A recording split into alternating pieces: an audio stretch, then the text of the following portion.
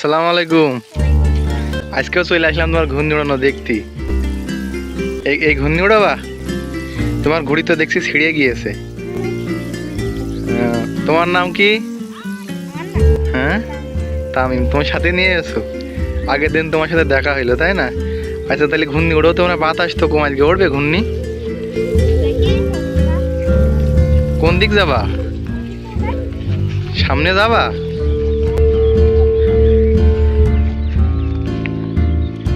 কত দূর?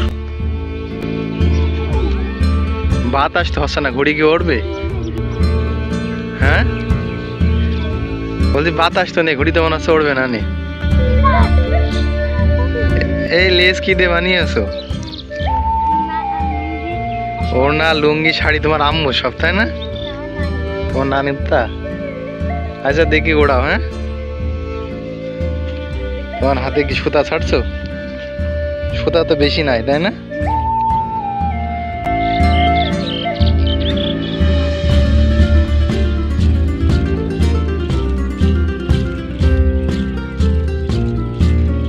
দেখা যাক ঘুড়ি ওড়ে কিনা। তোমার ইচ্ছা, এইভাবে তোমরা ওড়ো, সেভাবে ওড়ো। হ্যাঁ,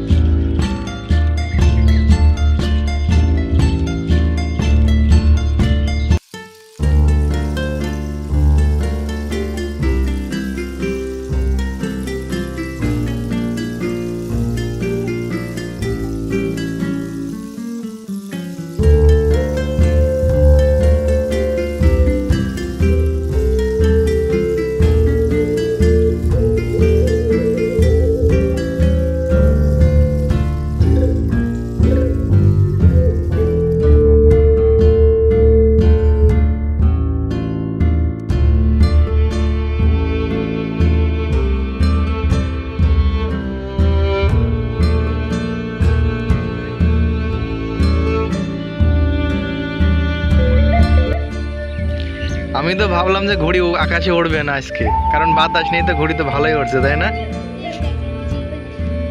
টান আছে সুতায়? ভালো তো, সুতো তো ছিঁড়ে যেতে পারে, তাই না?